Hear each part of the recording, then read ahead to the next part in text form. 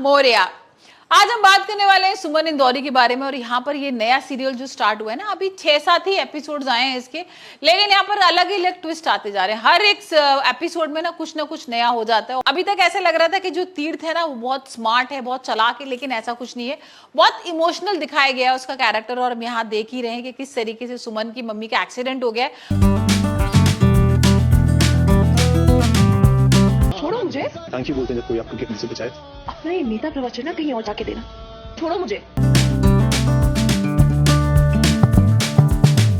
अब जो ये एक्सीडेंट किया है, ये किया है देविका की बहन ने। देविका की बहन पहले तो बहुत डर जाती है, देविका को जाके बताती भी है कि भाई उसके हाथ से एक एक्सीडेंट हो गया है। यहाँ पर वो इतनी ज्यादा तेज कार चला रही होती है कि उसके हाथ से एक्सीडेंट हो जाता है। अब ये जो एक्सीडेंट हुआ है ये होता है सुमन की माँ का। अब यहाँ तीर्थ को पता लगता है, तीर्थ आता है हॉस्पिटल, यहाँ पर सुमन को पैसे वगैरह देने की, हेल्प की बात करता है।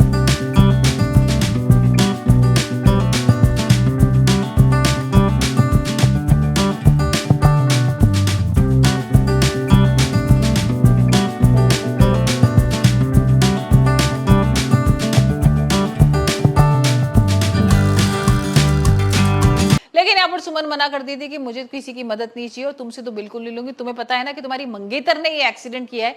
और ये सुन के ना तीर्थ के होश उड़ जाते हैं, क्योंकि तीर्थ को तो पता ही नहीं था कि उसने एक्सीडेंट किया है। अभी यहाँ पर उसको लगता है कि जब वो घर पे उससे मुलाकात हुई थी ना, तो एकदम से बहुत डरी हुई और सहमी हुई लग रही थी। और यहाँ पर वो ये भी बताती है कि जब वो मम्मी को लेकर आ रही थी वहां स्पॉट से जहां पर उनका एक्सीडेंट हुआ था, तो उसने उसको देखा था और वो एकदम से भागते भागते कहीं और जा रही थी। यहाँ पर तीर्थ को समझ में तो आ गया कि भाई इसी ने एक्सीडेंट किया है। वो घर पहुंचता है, देविका और पापा को बताता है।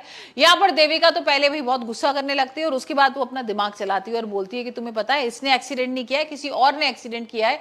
और यहाँ वो पहुंच जाती है ड्राइवर को लेकर। अब ड्राइवर को पहले से उसने पैसे वगैरह दे के रखे और उसको बता के रखा है कि तुम ये बोलना कि तुम्हारे हाथ से एक्सीडेंट हुआ था। यहाँ पर जो मैडम है वो तो बराबर में बैठी हुई थी और वो ऐसे ही बोलता है।